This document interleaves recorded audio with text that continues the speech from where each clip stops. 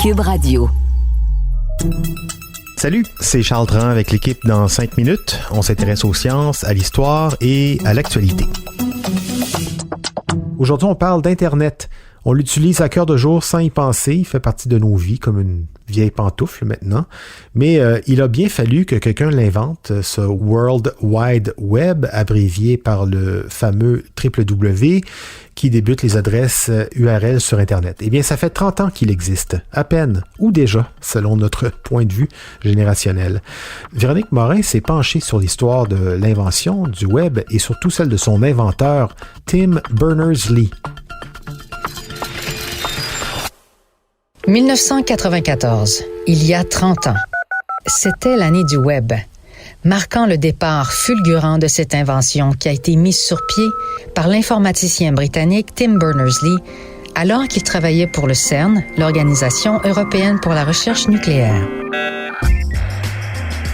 C'est lui qui a pensé créer un système permettant le partage de données et d'informations accessibles au monde entier, jusqu'alors limité à des organismes de recherche ou à une utilisation intranet à l'intérieur des entreprises ou via des systèmes de services restreints.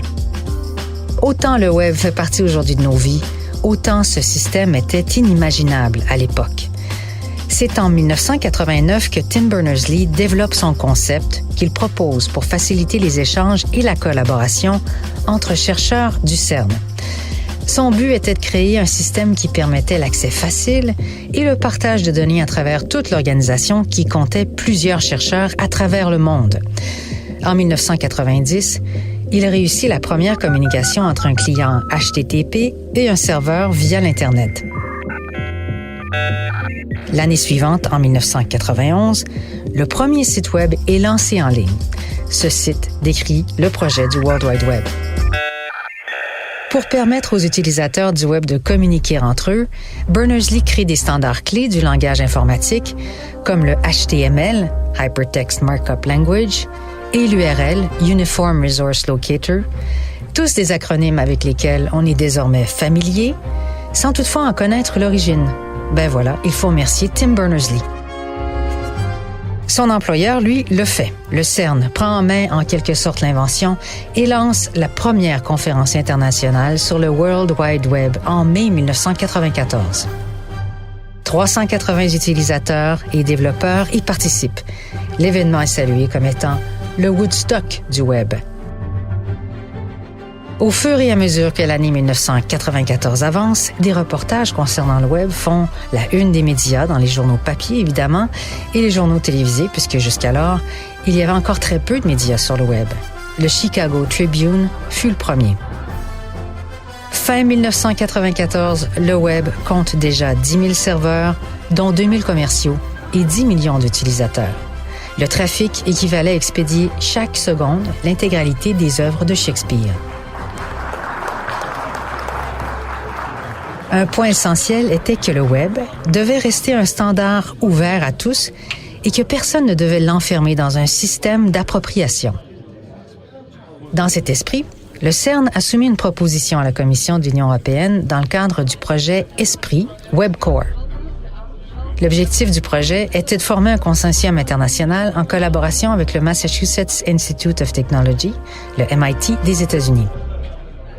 En 1994, Berners-Lee quitte donc le CERN pour rejoindre le MIT et fonder le consortium international du World Wide Web, W3C. Entre-temps, le CERN délaisse le projet du World Wide Web et recentre ses activités autour du LHC, le plus grand accélérateur de particules au monde, parce que de toute évidence, le succès du World Wide Web de Berners-Lee dépassait le monde de la physique des particules et du nucléaire. La nature ouverte et décentralisée du World Wide Web a contribué à son adoption généralisée dans différents domaines et industries, transformant ainsi de manière fondamentale la manière avec laquelle l'information est partagée et accessible à l'échelle mondiale.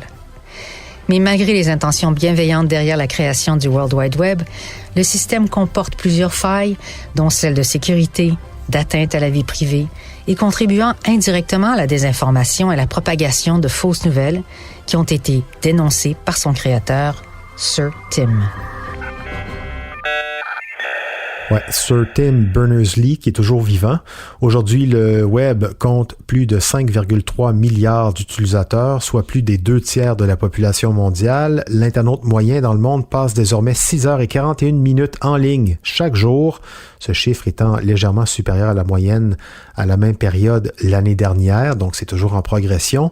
Au total, les internautes du monde entier passeront plus de 12,5 milliards d'heures de leur existence combinée à utiliser des appareils et des services connectés en 2023. Merci Véronique Morin, c'était en 5 minutes.